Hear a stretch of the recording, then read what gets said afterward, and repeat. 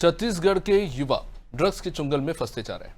राजधानी रायपुर के एक निजी होटल में युवती के ड्रग्स लेने का एक वीडियो सोशल मीडिया पर तेजी से वायरल हो रहा है। वायरल वीडियो में युवती 500 रुपए के नोट से ड्रग्स की लाइन बनाती है और फिर चाटते हुए देखी गई है। वीडियो सामने आने के बाद कांग्रेस ने बड़ा आरोप लगाया। पूर्व कांग्रेस विधायक विकास उपाध्याय ने कहा कि सरकार ड्रग्स माफिया को संरक्षण देने का काम कर रही है। इससे ड्रग्स माफिया युवा पीढ़ी को नशे के गर्त में धकेल रहे हैं। सरकार जवाब दे, ड्रग्स आ कहां से रही है। भाजपा संगठन महामंत्री संजय श्रीवास्तव ने कांग्रेस के बयान पर पलटवार किया। उन्होंने कहा कि कांग्रेस आरोप लगाने से पहले ये ध्यान में रख ले कि जो नशा करते दिख रहे हैं कहीं वो कांग्रेस परिवार से जुड़े हुए तो नहीं है। पिछली सरकार में नशे ने व्यापक रूप ले लिया और उनके करतूतों से आज सरकार जूझ रही। भाजपा सरकार में नशे के खिलाफ कड़ाई से कार्रवाई हो रही। तो ये बहुत ही दुखद है कि देखिए किस तरह से एक युवती जो है ड्रग्स कंज्यूम कर रही है। खैर, इससे पहले आगे बढ़े, आपको सुनवाते हैं क्या कुछ है बयान। लगातार रायपुर राजधानी और छत्तीसगढ़ में ड्रग्स और अवैध नशीली दवाइयों को लेकर एक अलग माफिया काम कर रहा है। भारतीय जनता पार्टी की डबल इंजन की सरकार है। आखिर ये ड्रग्स आ कहां से रहा है। कल जिस प्रकार से रायपुर राजधानी के एक होटल में एक लड़की के द्वारा कोकीन लेकर 500 के नोट से लाइन बनाते हुए कोकीन लेने का एक वीडियो वायरल हो रहा है।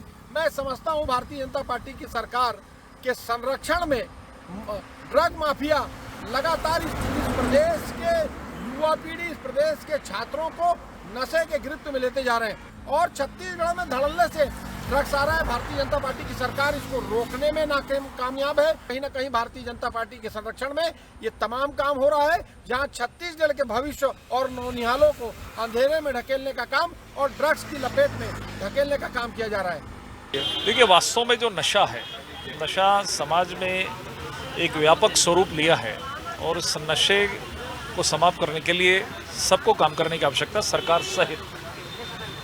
लेकिन पिछले 5 वर्षों में भूपेश बघेल जी के समय जिस तरीके से सभी प्रकार के नशे, सभी प्रकार के अवैध जो काम थे वो इस प्रदेश को देन के रूप में मिले, उसको तोड़ने का काम विष्णुदेव साई की सरकार कर रही है। और मुझे लगता है केवल आरोप प्रत्यारोप का विषय नहीं है। आपके जो गलत कार्य थे उससे आज विष्णुदेव साई जी की सरकार जूझ रही है। चाहे वो नक्सल का मामला हो, चाहे लॉ एंड ऑर्डर का मामला हो, चाहे नशे का मामला हो, इन सब से हम मेहनत के साथ में काम कर रहे हैं। लेकिन जो वीडियो वायरल यदि हुआ है, आपने जो बताया है, तो निश्चित तौर पर उस पर कार्रवाई की जाएगी, उसको संज्ञान में शासन लेगा। लेकिन कांग्रेसी आरोप लगाने के पहले इस बात को समझ ले, कहीं ऐसा ना हो कि जांच के बाद ये आया है कि वो कांग्रेसी परिवार या कांग्रेस के किसी से संबंधित वो व्यक्ति हो जो इस तरह का नशा कर रहा हो। तो ये दुखद है देखिए कि ड्रग्स को लेकर जहां पर गंभीरता से बयान आने चाहिए, लेकिन यहां पे भी राजनीतिक दल एक दूसरे पर छींटाकशी करने से बाज नहीं आ रहे। एक युवती ड्रग्स कंज्यूम कर रही है, एक वीडियो सामने आया है। बहुत ही गंभीर मसला है कि इस पर गंभीरता से बात हो, लेकिन यहां भी कोई दूसरे के कार्यकाल का इतिहास खरोच रहा है, कोई मौजूदा सरकार के ऊपर टीका टिप्पणी कर रहा है। एक बहुत बड़ी नाकामी हमारी एक समाज के तौर पे भी कि देखिए कि किस तरह से हमारे नौजवान जो है ड्रग्स कंज्यूम कर रहे हैं और उस पर लगाम लगाने में प्रशासन के स्तर पर भी और सरकार के स्तर पर भी हम नाकाम हो रहे हैं। खैर, कुलभूषण हमारे साथ इस पर राजधानी रायपुर से जुड़ रहे हैं। कुलभूषण, जानना चाहेंगे, राजधानी रायपुर से ये जो तस्वीर निकलकर सामने आई है, अब इस पर राजनीति तो हो रही है, लेकिन कितना दुखद है कि गंभीर बयान देने की बजाय यहां पर एक दूसरे के कार्यकाल के ऊपर सवाल उठा रहे हैं कि इनकी सरकार में ड्रग्स आया था, अब हम ड्रग्स से सिंडिकेट को तोड़ने का काम कर रहे हैं। क्या उससे पहले कि 15 साल के रमन सरकार के कार्यकाल में सब कुछ स्वर्णिम काल चल रहा था? ये तमाम तरह के सवाल है, क्या कहेंगे? ये बात बड़ी है, हैरान कर देने वाली बात है कि इस तरह की अगर कोई वीडियो सामने आता है जिसमें कोई अगर लड़की अगर ड्रग्स लेते हुए यहाँ पर दिखती है और उसके बाद अगर राजनीतिक तौर पर अगर इस तरह दूसरे आरोप प्रत्यारोप एक दूसरे पर लगा रहे हैं तो कितनी गलत बात है। कार्यवाही नशे पे होनी चाहिए।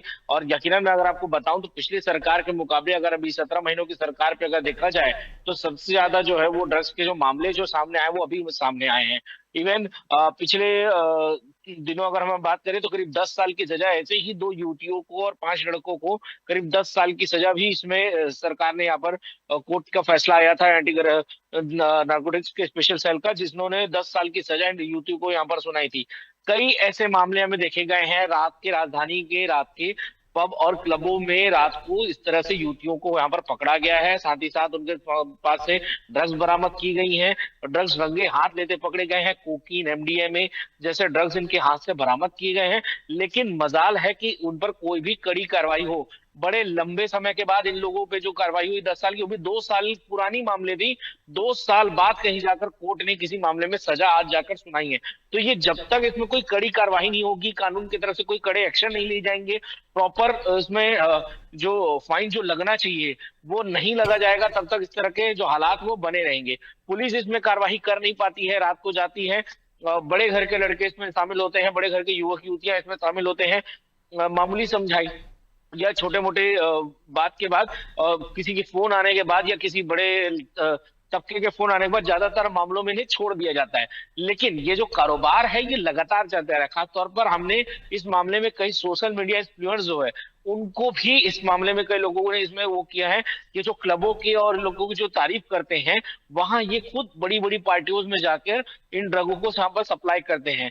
कई ऐसी करीब 16 लड़कियां थी जो इस तरह के मामले अभी पिछले दिनों कुछ सामने आए थे, जो दिल्ली और कुछ जगहों से यहाँ पर ड्रग्स लेकर आती थी, वहां पर क्लबों में जाती थी, लड़कों के साथ वहां दोस्ती करती थी, उसके बाद उनको ड्रग्स ऑफर करती थी। एमडीएम और कोकीन जैसे कई ऐसे ड्रग्स है जिनको ऑफर किया करती थी, और लड़के उन युवतियों के चक्कर में वो चीजें लिया करते थे और उसके बाद में उनको उस चीज की लत लग जाती थी। इस तरह से कई लड़कियों को वहां पर गिरफ्तार भी किया गया, लेकिन आखिरकार कोई कार्रवाई ठीक से ना होने की वजह से सभी युवतियों को मामूली नार्कोटिक्स का एक्ट लगाकर वहां पर जो नॉर्मल फाइन होता है वो लगाकर उनको छोड़ दिया गया।